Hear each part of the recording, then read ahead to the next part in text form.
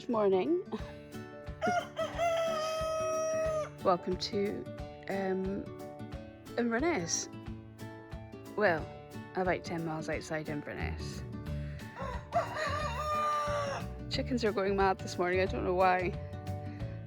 I just thought a very quick overview from this from this view of the garden would be beneficial so that you can understand the layout and the scope of the garden.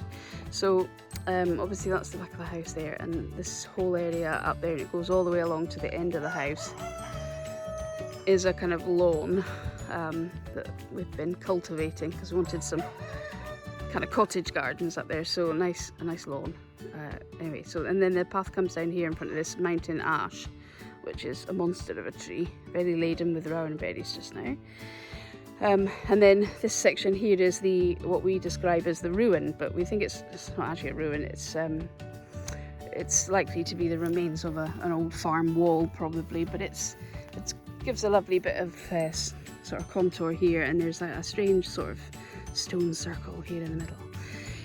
The wildlife pond is down in there, and that's because that area floods quite regularly when you get heavy rain or snowfall. So we thought, well, we can have water sitting there anyway, we might as well make it the wildlife pond. So it's quite wee, but it's down in there. It's got loads of wildflowers and stuff that all flowers and blooms.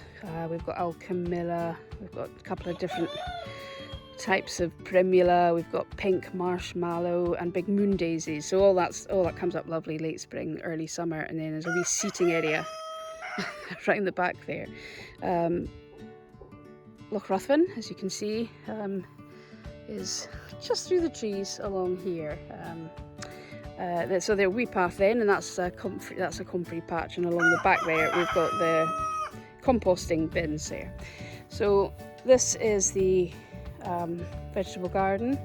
So at the moment we've still got strawberry bed there. We'll have 2 of them for next year because it's put off so many runners, it'd be foolish not to use them. So that'd be 2 strawberry beds. That's a blueberry that's got to come out there because it doesn't like the soil here, so I'm going to take it out, put it in a pot, and I can control the soil better. There's a couple of young willow trees in the back here, which maybe we'll relocate, because behind that is cabbage and Brussels sprouts. We've got runner beans here, some lettuce in that box, which was the carrot box. So that's the back of the sprouts. We've got sweet peas there. Never having successfully grown sweet peas, these have been the most sumptuous, amazing harvest of gorgeous cottage mix, kind of pinks, purples, reds and whites, sweet peas. So that's great. We've got runner beans there. The peas I took out yesterday because they were finished. They were right there next to the runner beans. Some more strawberry runners coming on in there. That was a full box of kale, but nobody really enjoys kale very much. I think these are too old now as well. They're just a bit bitter and not great texture.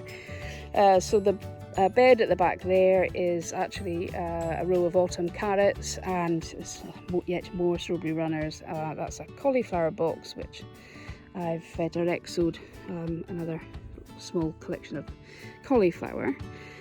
That's the onion box there, so I'm waiting for my autumn planting onions to come. I've got red ones and white ones, and actually that box is just a kind of a test to see how well they did, and they were pretty good. So we're going to make a proper dedicated row of onion beds somewhere outside this veg plot probably, because we're running out of space in here. So that's the chicken enclosure. So the chicken enclosure is about 40 metres square, and so is the vegetable garden. So amusingly, when we first got this garden, we started to clear it because it was it was 6 foot high in weeds, so you couldn't really see any of what was actually here. I said, well, there's no way that I'm going to be able to fill up a 40 square metre vegetable garden, and actually I could have done with about 3 times that size, but so we'll do something creative for next year. So the chickens are fine in there anyway. They've got mesh all over, and the idea was to rotate the chickens from between that side of the veg plot and this side of the veg plot, so that they would work the ground and we could have some in-ground gardens that would be, made all the better for being fertilised by the chickens.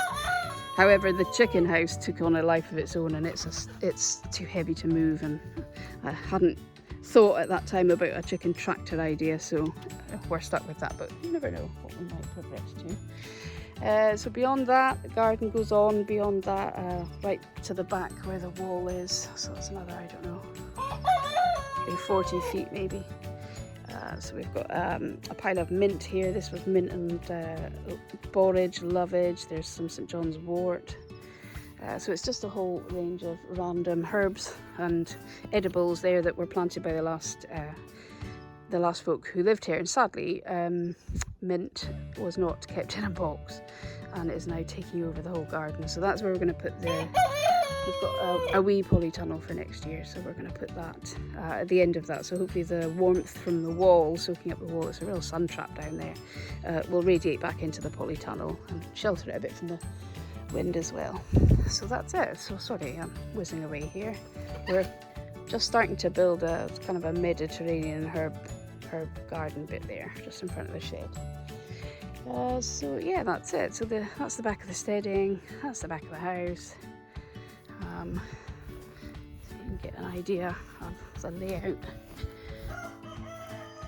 of the place. 2 dogs now.